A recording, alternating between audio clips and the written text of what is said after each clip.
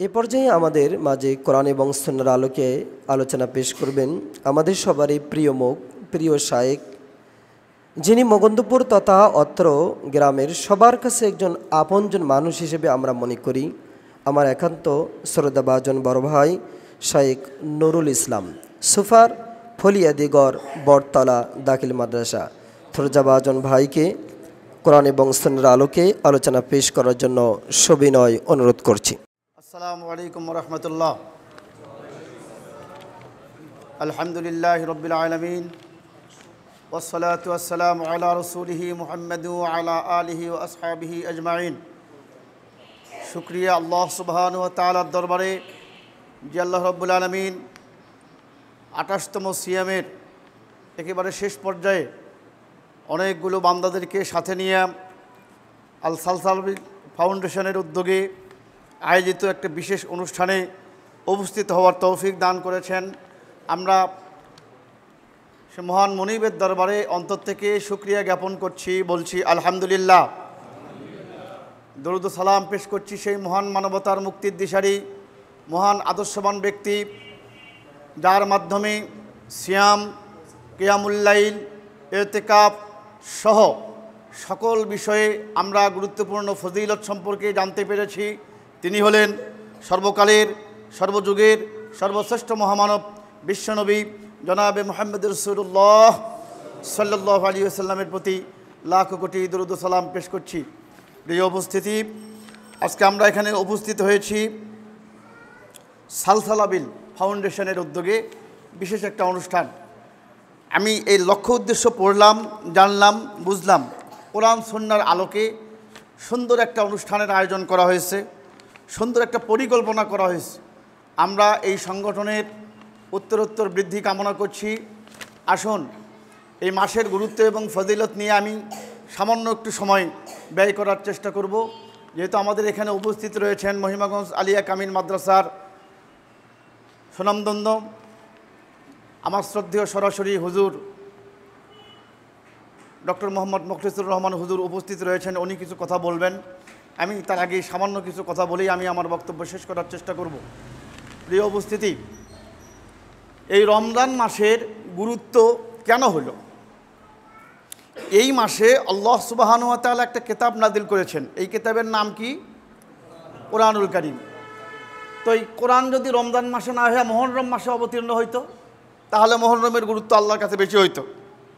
কোরআন যদি রমজান মাসে না হয়ে রজব মাসে অবতীর্ণ হইতো, তাহলে রজব মাসের গুরুত্ব আল্লাহর নিকট অনেক বেশি হইতো। তো এই কোরআন এই মাসে অবতীর্ণ হয়েছে বিধায় রমজানের গুরুত্ব এত বেশি। দেখেন না, ইবাদত বন্দেগীতে কত উৎসব। কিয়ামুল লাইল বলেন, সিয়াম পালন করেন, এমনকি সিয়াম রাখার মতো ফরজই হয়নি, বয়সই হয়নি, তারাও সিয়াম পালন করছেন। তাহলে এই মাসে কি অবতীর্ণ হয়েছে? একটু জবাব দেন তো, কি অবতীর্ণ হয়েছে? কোরআনুল কারীম অবতীর্ণ হয়েছে। শাহরু রমাদানিল্লাযী উনজিলা ফীহিল কোরআন। যদি প্রশ্ন করা হয় কোরআনকে, কোরআন তুমি তো রমজান মাসে অবতীর্ণ হয়েছো, তো এটা কি রাত ছিল না দিন ছিল? রমজানের রাতে ছিল না দিন ছিল? দেখেন কোরআন সওয়ালে মুকদ্দার আগেই বলে দিচ্ছে, ইন্না আনজালনাহু ফি লাইলাতিল কদর। লাইলাতুল কদরের রাত্রে এইটা অবতীর্ণ হয়েছে। তো লাইলাতুল কদর এটা কি?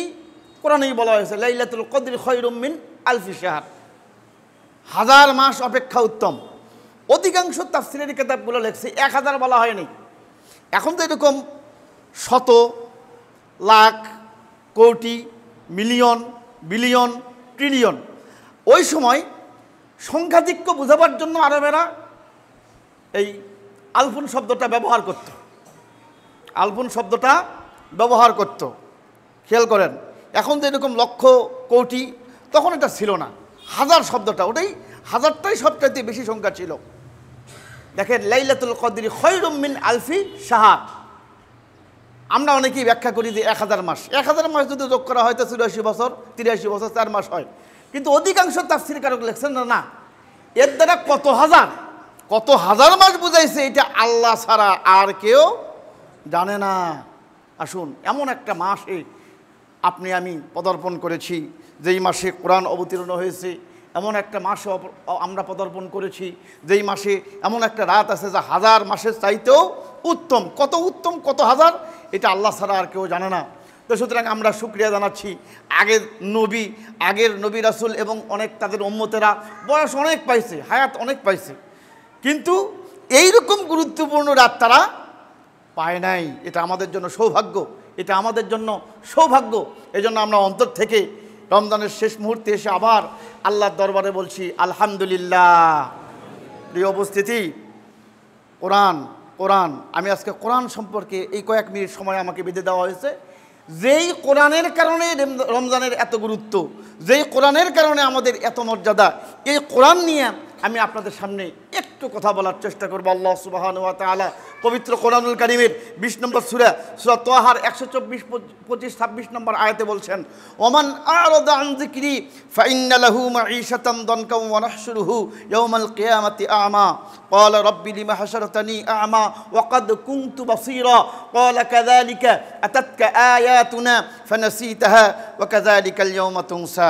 আল্লাহ সুবহানাহু ওয়া তাআলা বলছেন, ওমান আ'রাদা আন যিকরি ফাইন্না লাহু মাঈশাতান দানকা, যারা কোরআনের স্মরণ থেকে দূরে থাকবে। কোরআনের স্মরণ বলতে কোরআন পড়া, কোরআন বোঝা, কোরআনের আমল। খেয়াল রাখবেন, কোরআন পড়া, কোরআন বোঝা, কোরআনের আমল, এগুলো থেকে যারা দূরে থাকবে, আল্লাহ রাব্বুল আলামিন বলেন তাদের রিজিককে সংকীর্ণ করে দেওয়া হবে, আর কিয়ামতের মাঠে তাদেরকে দুটি চোখ অন্ধ করে উঠানো হবে।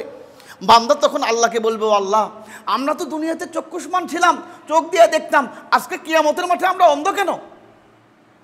আল্লাহ রাব্বুল আলামিন বলবেন, বান্দারে চোখ দিয়েছিলাম, এই চোখ দিয়ে সব দেখছিলে, তা আমার কোরআন দেখো নাই, আমার কোরআন পড়ো নাই, আমার কোরআন বোঝো নাই, আমার কোরআন সমাজে বাস্তবায়ন করার চেষ্টা করো নাই, আমার কোরআন আমল করো নাই। এই জন্য আমি আল্লাহ রাব্বুল আলামিন আজকে তোমাকে দেখা থেকে দূরে থাকলাম। তো কিয়ামতের মাঠে যদি আপনার আমার দুটি চোখ অন্ধ হয়, তাহলে এই কষ্ট, এই সিয়াম, এই সব কিছু ব্যর্থ হয়ে যাবে। তাই আসুন, কোরআনের হক আপনাকে আমাকে বুঝতে হবে। আসেন, কোরআনের হক আমি পয়েন্ট আকারে আপনাদের সামনে তুলে ধরার চেষ্টা করব। কোরআনের হক আছে 9টা। আমি শুধু অল্প খালি সংক্ষেপে খালি পয়েন্টগুলো বোঝানোর চেষ্টা করব। একটু মনে রাখবেন, কোরআন হাদিসের দলিল এতগুলো দিতে গেলে সময় হবে না, খুব সংক্ষেপে বলছি। কোরআনের কিছু হক আছে, এই হকগুলো আমি আপনাদের সামনে বোঝাবার চেষ্টা করছি। 1 নম্বর হক, কোরআনের প্রতি ঈমান আনতে হবে। কিসের প্রতি ঈমান আনতে হবে? কোরআনের প্রতি ঈমান আনতে হবে। কিছু আনবেন, কিছু আনবেন না, তা হবে না। যে কোরআনের নির্দেশে আপনি হজ করতে গেলেন, যে কোরআনের নির্দেশে আপনি সালাত কায়েম করলেন, যে কোরআনের নির্দেশে আপনি যাকাত দিচ্ছেন, এই কোরআনই পড়তে পারি না। বলেন, অনেকে আছে না কোরআনই পড়তে পারে না? তাহলে দেখেন, আপনি যে সালাত পড়লেন কার হুকুমে? আল্লাহর হুকুমে। আল্লাহর হুকুমটা আসছে কোথায়? কোরআনে। আপনি কোরআন পড়তে পারেন না। আপনি হজ করতে গেছেন, অনেক টাকা আছে, টাকার মালিক, তাহলে হজ করতে গেলেন আল্লাহর হুকুমে কোরআন পড়ে, অথচ আপনি কোরআন পড়তে পারেন না। অনেক হাজি সাহেব আছেন কোরআন পড়তে পারে না। আপনি যাকাত দিচ্ছেন, হুকুমটা কার? আল্লাহর। তো কোরআনের হুকুম অনুযায়ী আপনি যাকাত দিলেন, অথচ আপনি কোরআন পড়তে পারেন না। দুর্ভাগ্য আমাদের। আসেন, কোরআন পড়তে হবে, কোরআনের উপর বিশ্বাস থাকতে হবে। শুধু ধর্মীয় ক্ষেত্রে নামাজ, রোজা, হজ, যাকাত, পরিবার নীতি, সমাজনীতি, রাজনীতি, অর্থনীতি, সংস্কৃতি, সব নীতি আল্লাহ রাব্বুল আলামিন এই কোরআনের মধ্যে রাখছেন। আমরা শুধুমাত্র ধর্মীয় বিষয়গুলো যদি বেছে নেই আর অন্যান্য বিষয় যদি আমরা অন্যদের মতো ছেড়ে দেই, তাহলে হবে না। আল্লাহ রাব্বুল আলামিন বলছেন, আফাতুমিনুনা বিবাদিল কিতাব ওয়া তাকফুরুনা বিবাদ ফামা জাযাউ মান ইয়াফআলু যালিকা মিনকুম ইল্লা খিযুন ফিল হায়াতিদ দুনিয়া ওয়া ইয়াউমাল কিয়ামাতি ইউরাদ্দুনা ইলা আশাদ্দিল আযাব। তোমরা কোরআনের কিছু অংশ মানবে, নামাজ পড়বা, রোজা করবা, হজ করবা, যাকাত দিবা, ওয়া তাকফুরুনা বিবাদ, আর কিছু অংশকে করবে অস্বীকার। সমাজ জামাত সব কিছু হবে বাতিলদের, কাফের, খ্রিস্টান, মুনাফিক, ইহুদি নাসারাদের অনুকরণে, বিচার ব্যবস্থা সব কিছু ইহুদি খ্রিস্টানদের অনুসরণে চলবে। তাহলে বলছে, দেখেন, আফাতুমিনুনা বিবাদিল কিতাব ওয়া তাকফুরুনা বিবাদ ফামা জাযাউ মান ইয়াফআলু যালিকা মিনকুম ইল্লা খিযুন ফিল হায়াতিদ দুনিয়া ওয়া ইয়াউমাল কিয়ামাতি ইউরাদ্দুনা ইলা আশাদ্দিল আযাব। দুনিয়ার জিন্দেগিতে তাদের জন্য রয়েছে চরম যন্ত্রণা, আর পরকালীন জীবনে তাদের জন্য রয়েছে যন্ত্রণাদায়ক শাস্তি। সুতরাং কোরআন মানতে হবে, আংশিক না পুরোটা? জবাব দেন, কোরআন মানতে হবে, এটা কি আংশিক না পুরোটা? পুরোটা। এই যে আমি জামা গায়ে দিয়েছি, এখন যদি এক হাত গায়ে দিই আর এক হাত যদি না দিই, আপনি টুপি পরছেন, অর্ধেক পরছেন, অর্ধেক পরেন নাই। আপনি প্যান্ট পরছেন, পায়জামা পরছেন, এক পাও দিচ্ছেন, এক পাও দেন নাই, তাহলে কি এটা পুরোটা মানা হবে? মানতে হবে পুরোটাই। আপনি যখন মশারির মধ্যে ঢোকেন তো অর্ধেক দেহ মশারির মধ্যে থাকে আর অর্ধেক দেহ মশারির বাইরে থাকে, তাহলে মশার যা কাম তাই হবে। ওটা অর্ধেক পরা আর না পরা সমান কথা হবে। এই জন্য ঢুকতে হবে পুরোটাই। আপনি যখন কম্বল গায়ে দেন তখন কি ওই কোমর পর্যন্ত কম্বল গায়ে দেন আর উপরে ফাঁকা রাখেন? তাহলে পুরোটাই আপনি যেটা করবেন পুরোটাই ইসলামের মধ্যে ঢুকতে হবে। ইয়া আইয়ুহাল্লাযীনা আমানু দুখুলু ফিস সিলমি কাফা, এটা খেয়াল রাখতে হবে, পুরোটাই ইসলামের মধ্যে ঢুকতে হবে। তাহলে কোরআন মানতে হবে, কোরআনের প্রতি ঈমান আনতে হবে একেবারে পুরোপুরি। আল্লাহ রাব্বুল আলামিন আপনাকে আমাকে পুরোপুরি কোরআন মানার, ঈমান আনার, কোরআনের উপর বিশ্বাস স্থাপন করার তৌফিক দান করুন বলি আমিন। 2 নম্বর শর্ত, সহিভাবে পড়তে পারা লাগবে। সহিভাবে পড়া। আপনাদের এখানে এই সালসালেবির একটা দেখলাম, আমি তথ্য দেখলাম, বয়স্কদের, মহিলাদেরকে কোরআন শিক্ষার একটা ব্যবস্থা করেছেন, আলহামদুলিল্লাহ বলেন। তাহলে এই সংগঠন টিকে রাখার দরকার আছে না নাই? যেখানে সহি শুদ্ধভাবে কোরআন তেলাওয়াত করা শেখানোর পদ্ধতি চালু আছে যেই সংগঠনে, এই সংগঠনে সার্বিক সহযোগিতা আমাদের করার দরকার। সহিভাবে তেলাওয়াত না করলে কোরআনের অর্থ ভুল হয়ে যাবে। এখানে সোয়াবের জায়গায় তখন কি হয়ে যাবে? গুনাহ হয়ে যাবে। অর্থ যখন বিকৃতি হয়ে যাবে তখন গুনাহ হয়ে যাবে। এই জন্য 2 নম্বর শর্ত হচ্ছে কোরআনের সহিভাবে, কোরআন শুদ্ধভাবে তেলাওয়াত করা। আসেন 3 নম্বর শর্ত হচ্ছে তেলাওয়াত করা এবং শোনা। তেলাওয়াত করা এবং শোনা। নবী করিম সাল্লাল্লাহু আলাইহি ওয়াসাল্লামের উপর কোরআন অবতীর্ণ হয়েছে, তিনি তেলাওয়াত করছেন, আব্দুল্লাহ ইবনে মাসউদ শুনেছেন, আব্দুল্লাহ ইবনে মাসউদ তেলাওয়াত করছেন, নবী করিম সাল্লাল্লাহু আলাইহি ওয়াসাল্লাম শুনেছেন। অসংখ্য হাদিসের দ্বারা প্রমাণিত। জিবরাইল আমিন নিজে তেলাওয়াত করছেন, নবী করিম সাল্লাল্লাহু আলাইহি ওয়াসাল্লাম শুনেছেন, নবী করিম সাল্লাল্লাহু আলাইহি ওয়াসাল্লাম পড়েছেন, জিবরাইল আমিন শুনেছেন। অর্থাৎ তেলাওয়াত করা এবং শোনা এটা আপনাদের দরকার। 3 নম্বর, এটা কোরআনের প্রতি হক। 4 নম্বর, অপরকে শিক্ষা দেওয়া। নিজে খালি শিখবো আর কেউ শিখবে না, বিষয়টা তা না। খয়রুকুম মান তাআল্লামাল কোরআনা ওয়া আল্লামাহু, এটা আপনারা জানেন যে ওই ব্যক্তি শ্রেষ্ঠ যে নিজে কোরআন পড়ে এবং অন্যকে কোরআন পড়ার শিক্ষা দেয়। তো সুতরাং আপনার ছেলে আছে, আপনার মেয়ে আছে, আপনার পরিবারের লোকজন আছে, যারা পড়বেন তারা অন্যদেরকেও পড়ানোর চেষ্টা করবেন। আল্লাহ রাব্বুল আলামিন সেই তৌফিক দান করুন। 5 নম্বর, কোরআন মুখস্থ করা। আমি বলতেছি না পুরা কোরআনের হাফেজ হওয়া লাগবে, বিষয়টা এরকম নয়, কিন্তু মুখস্থ করা লাগবে। আপনি যদি 8 রাকাত সালাত পড়েন, যে এই যে তারাবি সালাত পড়ছেন, কিয়ামুল লাইল করছেন, সূরা মুখস্থ থাকা লাগবে না? এমনি হবে? সূরা ফাতিহা ছাড়াও আরও কিছু সূরা আপনাকে মুখস্থ রাখতে হবে। প্রিয় মুসলিম ভাইরা, আসেন 6 নম্বর, বোঝা এবং উপলব্ধি করা। বোঝা এবং উপলব্ধি করা। কি পড়তেছি কিছুই জানি না। দেখেন, উপজেলা চেয়ারম্যান মহোদয় একটা চিঠি দিয়েছেন, মনে করেন আমি মূর্খ মানুষ, চিঠি পড়তে পারি না, বুঝতেও পারি না। তাহলে এই গ্রামের শিক্ষককে আমি তখন চিঠিটা নিয়ে যাব যে ভাই দেখেন তো, বা স্যার বা মাস্টার সাহেব, এই যে উপজেলা চেয়ারম্যান মহোদয়, উপজেলা নির্বাহী অফিসার, উপজেলা মাননীয় জাতীয় সংসদ সদস্য মহোদয় একটা চিঠি দিয়েছেন, আমি তো মূর্খ মানুষ, পড়তে পারি না, ধরেন তো এই চিঠিটা একটু বুঝে দেন তো। আচ্ছা, এটা যাবেন না আপনারা? যদি আমি মূর্খ হই, পড়তে না পারি, তাহলে যিনি পড়তে পারেন তার কাছে যাবো কি যাব না? যাইতে হবে। তো কোরআন এত বড় একটা চিঠি, আল্লাহ কি লিখলো, আমি যদি কিছুই না বুঝি, সারা জীবন পড়ে যাচ্ছি ভূতের মতো, কিন্তু কিছুই বুঝতেছি না, এটা বোকামি ছাড়া আর কিছু নয়। বাস্তবায়ন করতে হবে। চেয়ারম্যান সাহেব লিখে দিয়েছে একটা স্যানিটারি ল্যাট্রিন দেওয়া লাগবে, একটা স্বাস্থ্যসম্মত পায়খানা দিতে হবে, একটা টিউবওয়েল দিতে হবে। আমি যদি ওই চিঠির অনুসরণ না করি তাহলে ভবিষ্যতে সমস্যা আছে। তা আল্লাহ কি বললেন, এইটা যদি আপনি না পড়ি, না বুঝি, আমল না করি, তাহলে ভবিষ্যতে সমস্যা আছে। আসেন 7 নম্বর, আমল করতে হবে। 8 নম্বর, আসেন যথাযথ সম্মান এবং মর্যাদা দিতে হবে। কোরআনের সম্মান এবং মর্যাদা দিতে হবে। বুঝাবার জন্য বলছি, কোরআন যে ওই যে রিহেলের উপর, কাঠের একটা রিহেল আছে না, কাঠের রিহেল আপনারা চিনেন না? কোরআন থুয়ে যেতে পড়া হয়, এটা কাঠের রিহাল। এই রিহেলের উপর যদি খেয়াল রাখেন তো, হঠাৎ করে একটা রিহালে যদি পাও লাগে, আপনার অন্তরে ব্যথা লাগে না? হাই রে, করলাম কি? যেই কাঠের উপরে মানে কোরআন থাকে, এই কাঠে পাও লাগলো, সঙ্গে সঙ্গে দেখবেন আপনার অন্তর কেঁপে ওঠে। অথচ আপনি টেবিলে বসে, ওই টেবিলও কাঠের তৈরি, ওই টেবিলের যদি পাও লাগে, অন্তর কাঁপে নাকি? অন্তর কাঁপে না। আর খেয়াল রাখেন, কোরআন যে কাপড়ে এই যে মোড়ানো হয়, এই কাপড়ের নাম আমরা বলি জুজদান। কি বলি আমরা? জুজদান।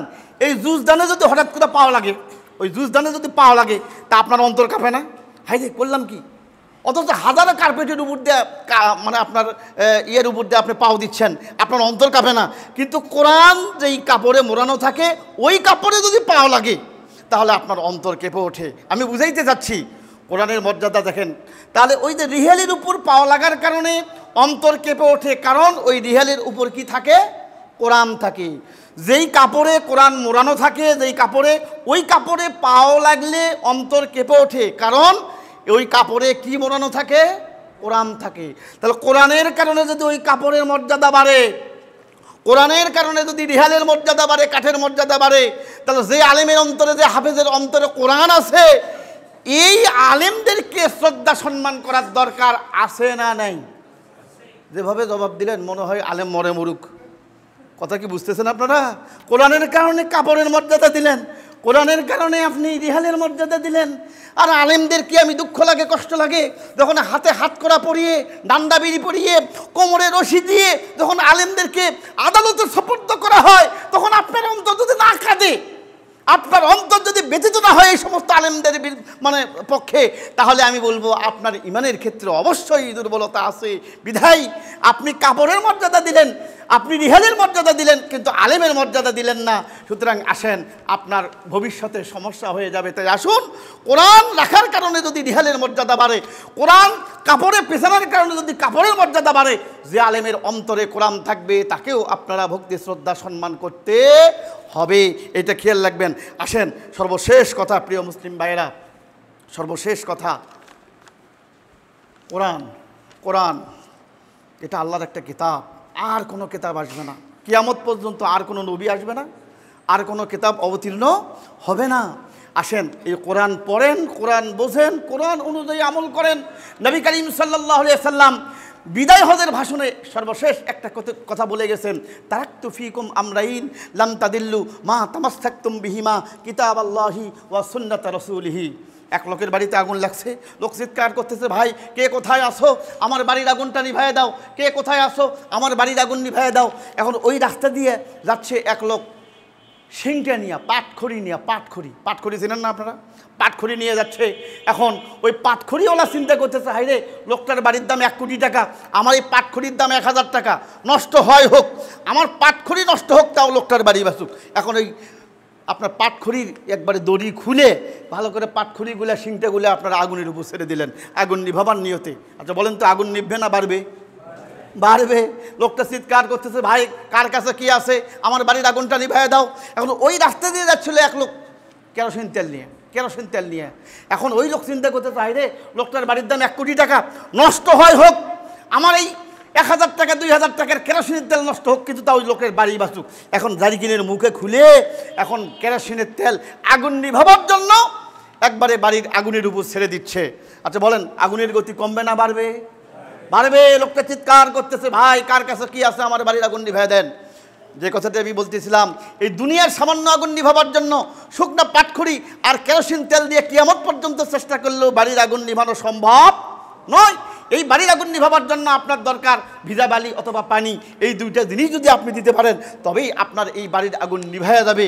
নবী করিম সাল্লাল্লাহু আলাইহি ওয়াসাল্লাম 1500 বছর আগে বলছেন, তারাকতু ফিকুম আমরাইন লান তাদিল্লু মা তামাসসাকতুম বিহিমা কিতাবাল্লাহি ওয়া সুন্নাত রাসূলিহি। আমি তোমাদের মধ্যে দুইটা জিনিস রেখে যাচ্ছি। সুবহানাল্লাহ পড়েন। কয়টা জিনিস? এই যে সামাজিক আগুন আছে, সুদ, ঘুষ, জেনা, ব্যভিচারী, মদ, জুয়া, হত্যা, রাহাজানি, অসামাজিক কার্যকলাপ, অশ্লীল, বেহায়াপনা, এই সব সামাজিক আগুন নিভাবার জন্য দুইটা জিনিসের দরকার, যা বিদায় হজের ভাষণে নবী করিম সাল্লাল্লাহু আলাইহি ওয়াসাল্লাম বলছেন। একটা হচ্ছে কোরআন, আর একটা হচ্ছে সুন্নাত রাসূলিহি, নবী করিম সাল্লাল্লাহু আলাইহি ওয়াসাল্লামের সুন্নাহ। এই দুইটা জিনিস যদি জীবনের সকল ক্ষেত্রে আমি আপনি ব্যবহার করতে পারি, তাহলে এই সামাজিক পাপের যত আগুন আছে, সমস্ত পাপের আগুন নিভাইয়া দিবেন কে? যদি বলি কে? আসুন, এই সালসালাবিল ফাউন্ডেশন যা করেছেন আমি দেখলাম, বিশেষ করে কোরআন শিক্ষার আসর, বয়স্কদের কোরআন শিক্ষার আসর, মহিলাদের কোরআন শিক্ষার আসর, এবং বিভিন্ন প্রতিযোগিতায় আমি এর আগেও মনে হয় কোথাশহর হাই স্কুলে কোনো একটা পুরস্কার বিতরণ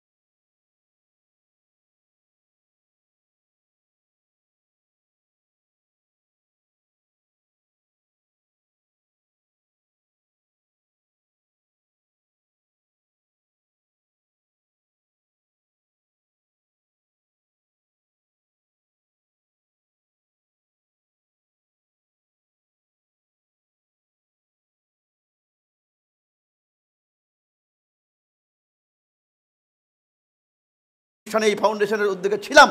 তো এই ভালো ভালো কাজগুলো তারা উদ্যোগ নিয়েছে। এই ফাউন্ডেশন টিকিয়ে রাখার দরকার আছে না নাই?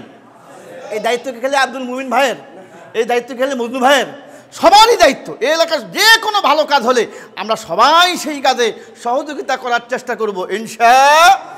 সার্বিকভাবে পরামর্শ দিয়ে, অর্থ দিয়া, শ্রম দিয়া, আপনার সময় দিয়া এই যারা এই ফাউন্ডেশনের সঙ্গে জড়িত আছে, আমরা আজকে দীপ্ত কণ্ঠে বলছি, আল্লাহ তুমি এই সুন্দর একটা প্রতিষ্ঠানকে কিয়ামত পর্যন্ত বলবৎ রাখিও বলি আমিন।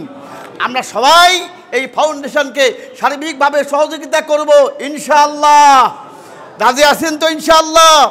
আল্লাহ রাব্বুল আলামিন এই ফাউন্ডেশনকে কিয়ামত পর্যন্ত কবুল করুন। যত ভালো কাজ আছে এই ভালো কাজগুলো আপনারা সহযোগিতা করে আঞ্জাম দিয়ে পরকালীন মুক্তির জন্য চেষ্টা করবেন। আল্লাহ রাব্বুল আলামিন আপনাকে আমাকে এই কথাগুলো বোঝার এবং আমল করার তৌফিক দান করুন বলি আমিন। আসসালামু আলাইকুম ওয়া রাহমাতুল্লাহ।